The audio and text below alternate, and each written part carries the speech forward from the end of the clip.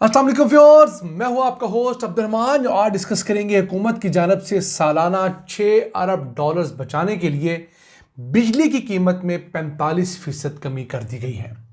जी हाँ, ये कमी पाकिस्तान में लगने वाले इलेक्ट्रिक चार्जिंग स्टेशंस के लिए की गई है। यानी ऐसे इलेक्ट्रिक चार्जिंग स्टेशन जो कि गाड़ियों, मोटरसाइकिलों, रक्शों को चार्ज करने के लिए लग रहे हैं। पहले उनके लिए बिजली के 1 यूनिट का नर्ख 71 रुपये 10 पैसे था।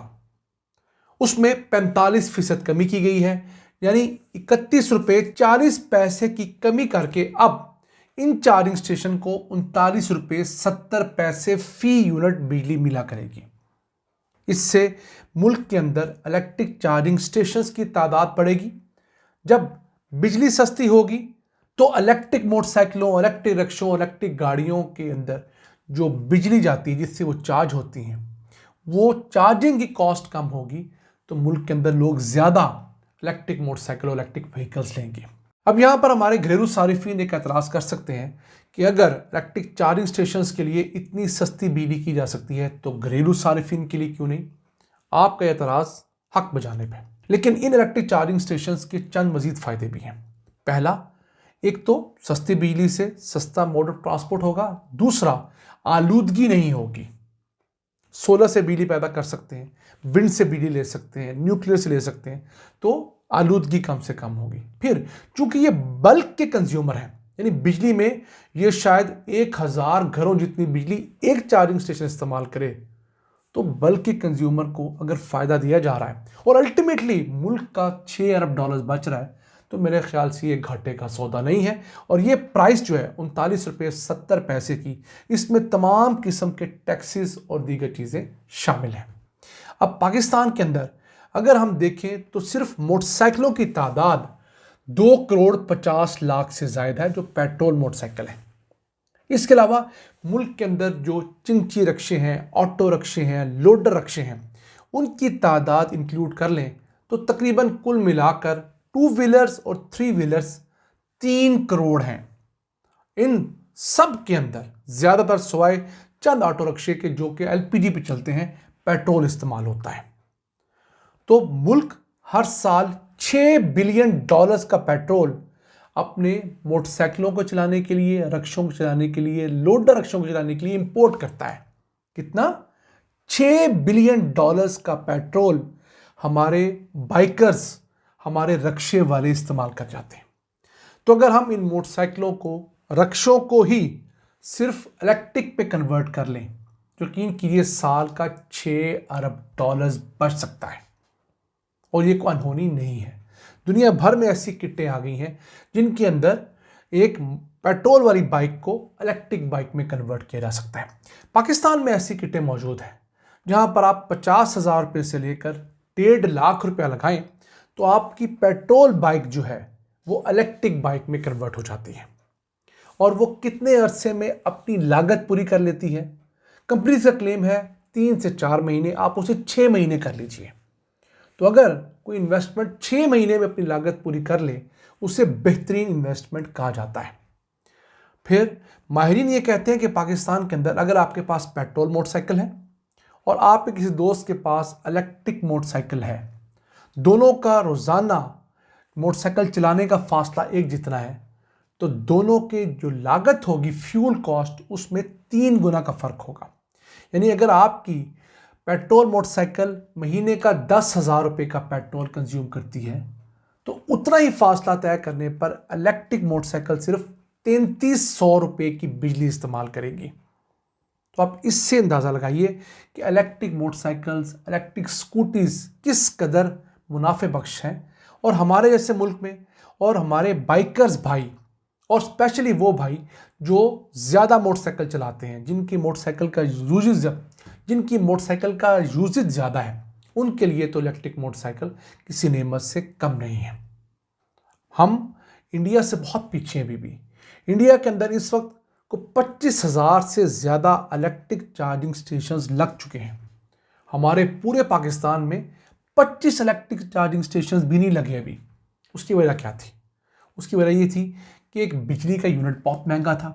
फिर इलेक्ट्रिक चार्जिंग स्टेशन के लिए आपने कहीं से अगर एनओसी लेना है, अप्रूवल लेनी है, उसके ऊपर कई कई माह लग जाते थे, इन्वेस्टमेंट बहुत थी।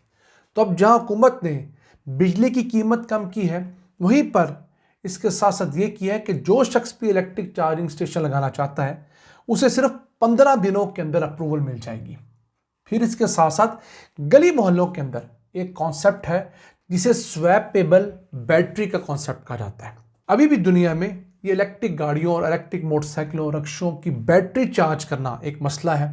सुपर चार्जर के जरिए भी आपको 15-20 मिनट लग जाते हैं, जो अच्छा खासा एक वक्त होता है।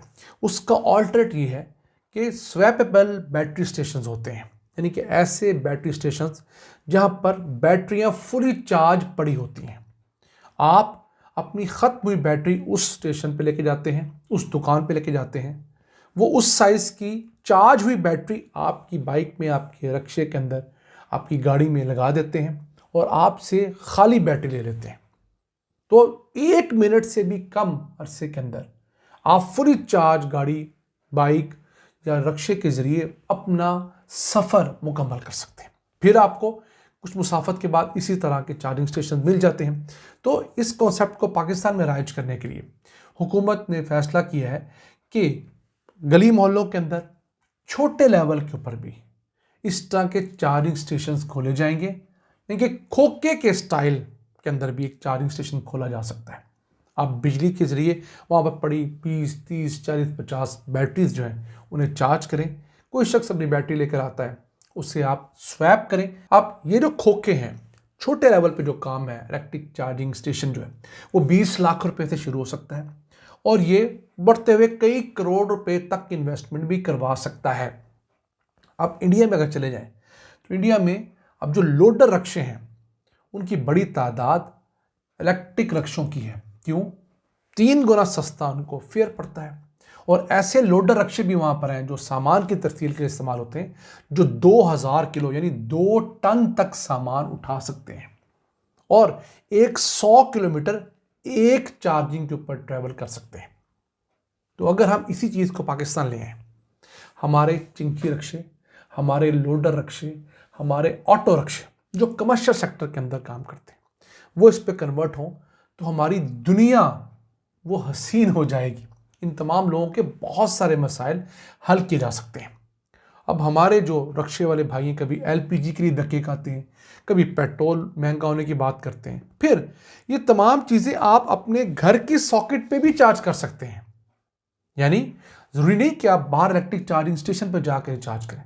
फ़र्क यह है कि घर में अगर आप चार्ज करेंगे तो आपको 5, 6, 7, 8 घंटे तक लग सकते हैं। बाहर जाएंगे तो 15-20 मिनट में आपका रिक्शा, आपका मोटरसाइकिल चार्ज हो जाएगा। बैटरी स्वैप करवाएंगे तो वही काम आपका 1 मिनट से भी कम में हो जाएगा। तो देखिए, पाकिस्तान जैसा मुल्क जिसकी पेट्रोलियम और गैस की इंपोर्ट्स $17 बिलियन हैं और हमें जो सबसे ज़्यादा मार पड़ती है, हमारे खसारे की सबसे बड़ी वजह ये पेट्रोलियम की इंपोर्ट्स हैं, जो हमारी सबसे बड़ी इंपोर्ट है। उसमें अगर $6 बिलियन की कमी हो जाती है, वो 17 से कम होकर 11 रह जाती हैं, तो आपको नहीं लगता कि हमारे बहुत सारे मसाइल बआसानी हल किए जा सकते हैं? अभी हुकूमत ने मोटरवे के ऊपर कुछ 40 इलेक्ट्रिक चार्जिंग स्टेशन लगाने की मंजूरी दी है, कराची से लेकर पेशावर तक पाकिस्तान की तमाम मोटरवेज पर। लेकिन एक मसला भी है, मुल्क के अंदर महंगी इलेक्ट्रिक गाड़ियां आ रही हैं, सस्ती इलेक्ट्रिक गाड़ियां उस तरह मुल्क के अंदर फ़रोग नहीं पा रही। हुकूमत को चाहिए कि वो और सिर्फ पाकिस्तानियों के उस इनिशिएटिव को प्रमोट करे जिसके तहत वो पाकिस्तान की अपनी पहली इलेक्ट्रिक गाड़ी बना रहे हैं और ये गाड़ी अपना प्लेटफॉर्म मुकम्मल कर चुकी है। इसके ऊपर काम जारी और सारी है।